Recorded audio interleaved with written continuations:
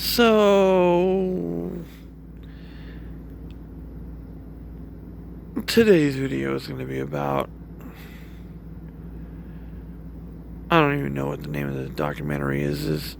It's on Netflix. It's supposed to be about the history of video games, but it's,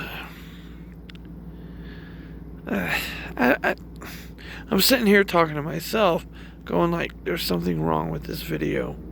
There's something wrong with what I'm watching.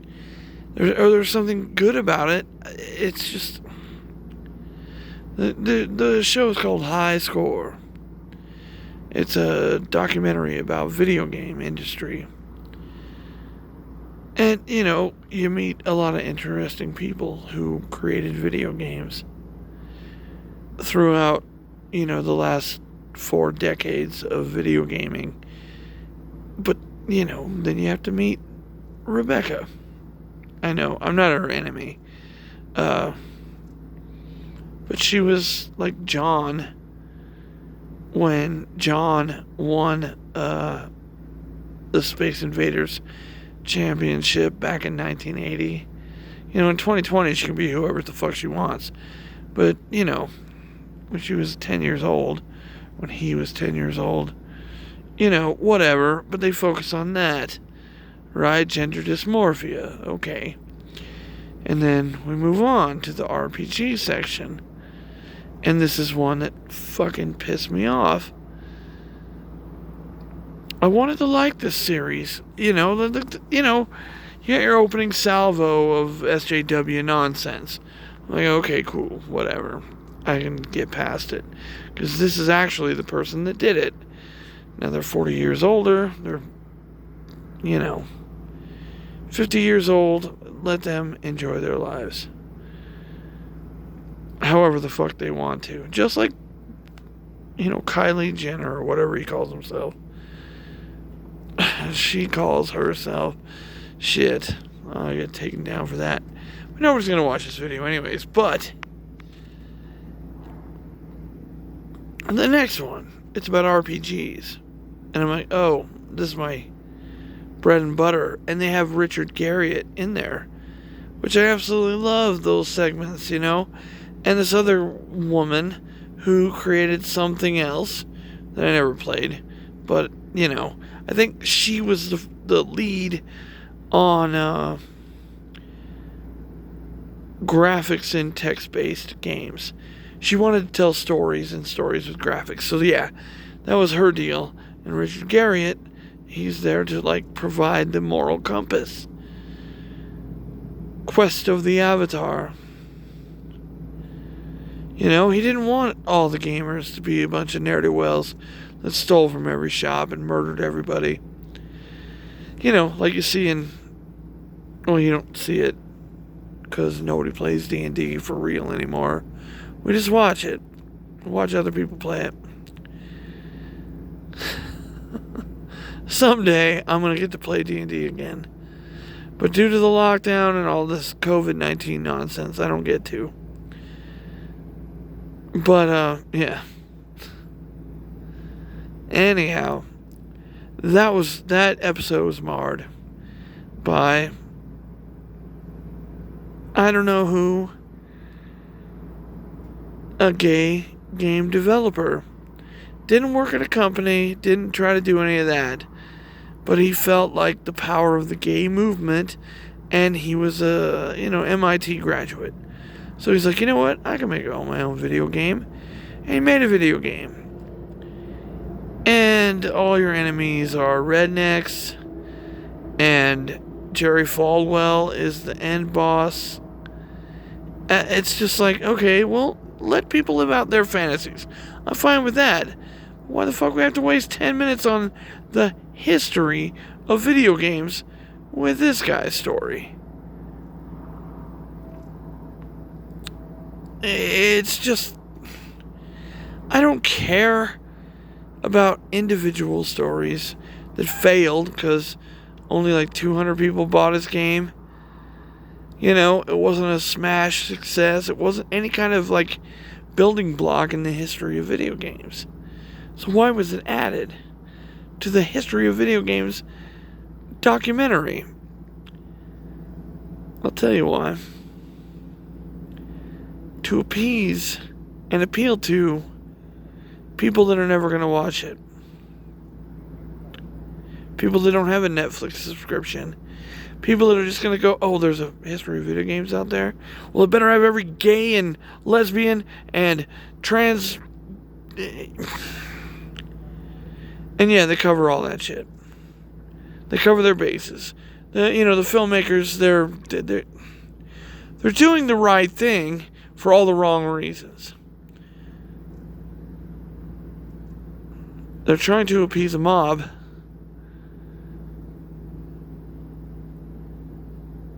that doesn't exist.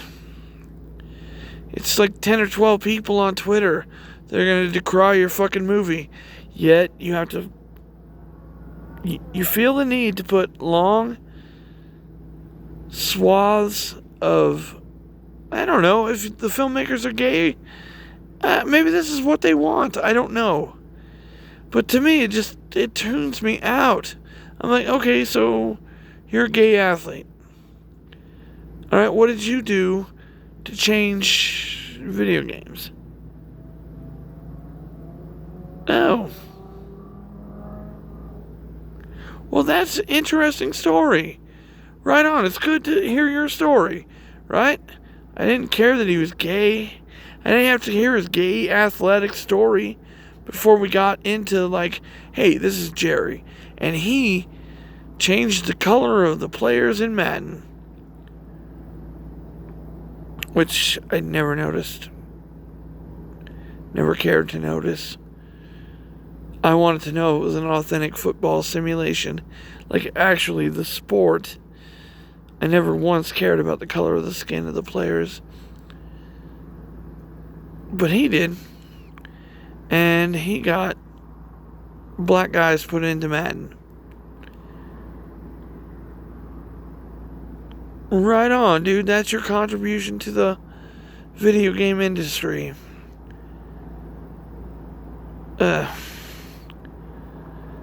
It seems weird to me because I would assume that every player in the game was black.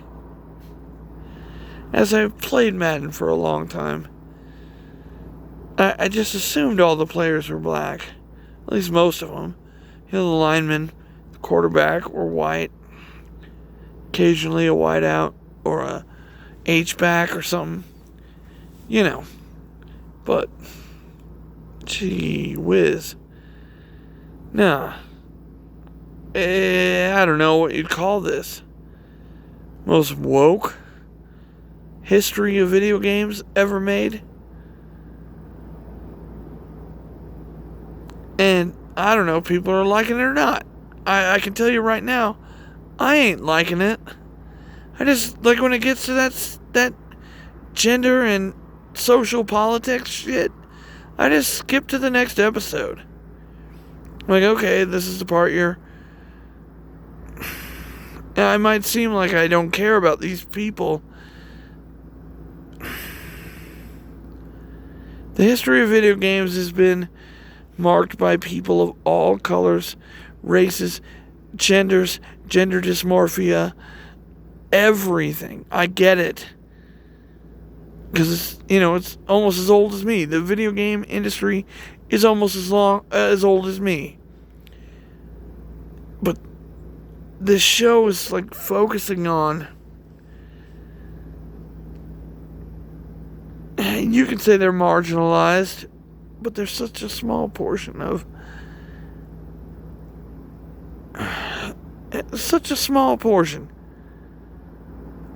the demographic of America. It doesn't make any sense. Gay people make up what? 2%? You gotta make this appeal to them? Transgenders make up 0.01%? You gotta make this appeal to them, okay. It's awesome that everybody plays video games. I'm not gonna say that it's not that. I'm not saying that everybody can't play video games. I'm just saying, why the fuck does this show have to focus on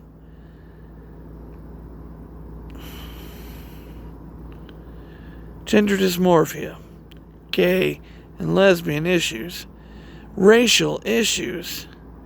Why does the show choose to go this way? Woke points. That's it. That's it. Because it's not like...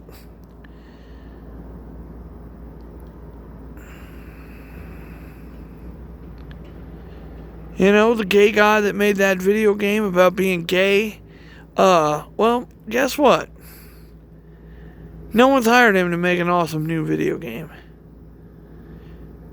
And that black guy that said, hey, we need to have some black guys in Madden. Which, you know, at the time was, you had 4 colors. I don't know.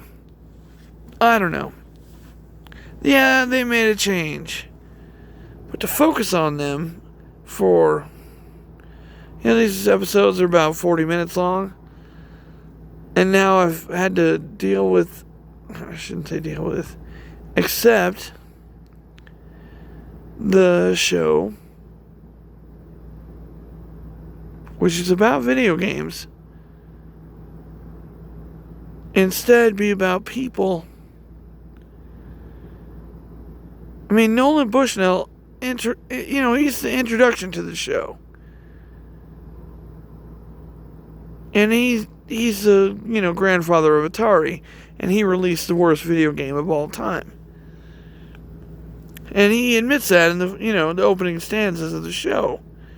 That history matters. I don't know. I'm going to come off sounding like a racist and a sexist. I love that women want to play video games. I love that women want to make video games. I love that black people want to make video games. I love that gay people want to make video games. I love that gay and black people want to make video games. But don't make it about your experience being a black gay man. Make it a fun game first. And then put your shit in there. Idiots. I mean, that's the way you get people like me, a normie, like me, to play your fucking video game. I mean, get this. I set my character name as Rock Kryn in Divinity, and it wouldn't let me. The 3 Ks together might be offensive. Now, it's a superhero created in the 50s by a white guy. Maybe he did put those 3 Ks together because he was a member of the KKK. I don't know. He's my favorite superhero. That's all. Cosmic Boy of the Legion of Superheroes. Here to teach you another thing or two.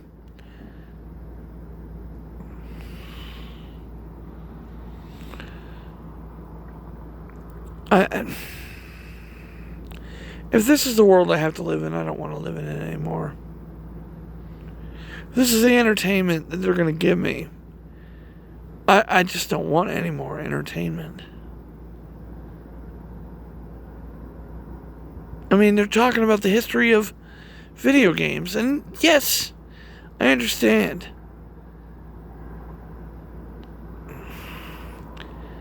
People have been marginalized in the video game selling point world. You know, they look at who are the gamers. Well, it's all those white boys over in America. So we make a game that appeals to them. And guess what? It sells. Not every game, but a lot of games sell to white American men. And we are the major demographic in America for video games. Not to say black people don't play them, Asian players don't play them. I'm just saying they're targeted at me.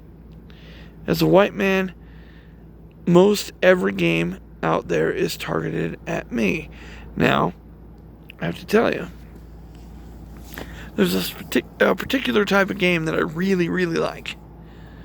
And it was revealed to me by the game demons' souls. Punishment, but it's not that hard. Yes, the challenges ahead of you are challenging. But if you manage to grab that cool item back there, that's always going to be yours. And, if you escape from the boss and got your souls back and then killed that boss and you get all those other souls, what a goddamn rewarding experience that is. That is something that the Souls series does so well, where Uncharted never did that. When I beat Uncharted 1, I was like, can't wait for number 2. I want to see that story go forward. But in Dark Souls, it's all about, can I beat the Lord of Cinder? What strategy and gameplay do I have to use to beat that guy? And that takes a tactical and, experience, and, you gotta have your fingers ready. I don't care if 100% of the game developers on Dark Souls was gay. It doesn't matter to me. So this history of the video game industry focusing 50% of its efforts on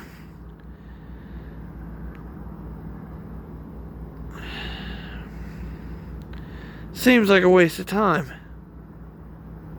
I don't know.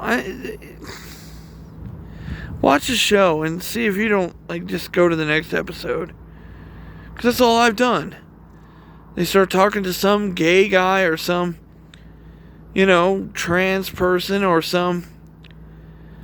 Well, no, the kid that was really great at video games, yeah, I listened to him. He didn't have any issues, He's a normal person. And yeah, he's white, but... And of course the black guy that's got the change at Madden. Good for him. It's amazing to me that all the football players in all video games haven't been black from the beginning of football video games. But I guess it's true. I don't know. I haven't played an old school football video game in a long time. But, shit, we're getting a little long here. It doesn't matter. No one's going to watch. I don't know. How do I want to go out? Oh, yeah. NFL 2K5. Greatest sports video game ever made. And if you don't like it, you're wrong. Peace.